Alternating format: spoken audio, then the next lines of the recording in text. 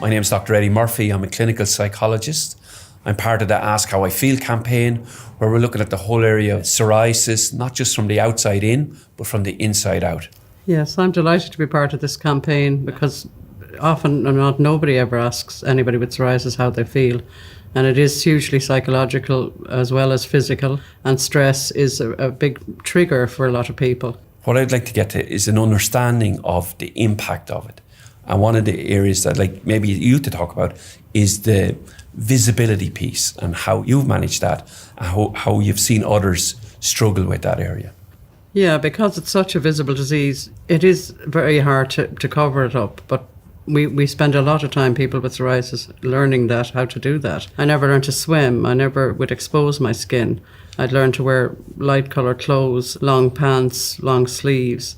So I think covering it up was a major part for me. Was that associated with embarrassment? Yes, definitely, because the odd time that people would see it, a bit of it, they'd be staring at it. I didn't know I didn't have the answers to explain it to them myself. I do now, but I didn't then. So just avoidance and covering up all the time, I think, was the main thing. If they couldn't see it, I thought I didn't have it. I think one of the key messages I'd like to get over is that in over 100 years of psychological science, we know that avoidance will always maintain a problem.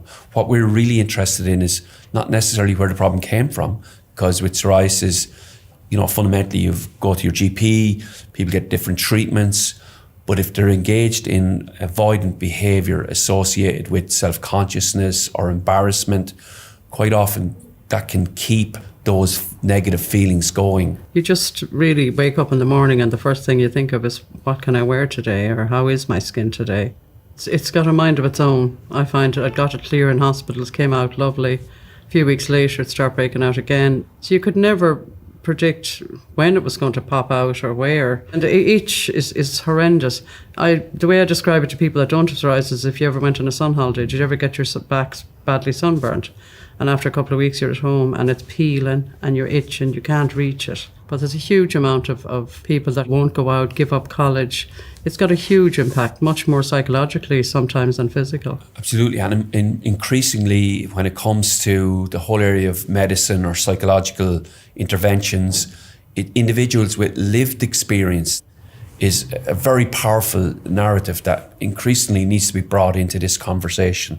Absolutely. And when we're talking about Ask How I Feel, we can't do that with just professionals. We have to ask individuals with psoriasis how they feel. Yeah, so I think this campaign is great because over 50 years of going to medical people, and it's not their fault, they're so busy trying to treat your skin and looking at your skin that you never get asked, how do you feel? How's this impacting your life? And I think we all need to say how we feel, I suppose, instead of going in, getting your prescription and just saying nothing. I met a man at a meeting one time, and he came up and he said, "You're the first person I've ever spoken to besides my mother."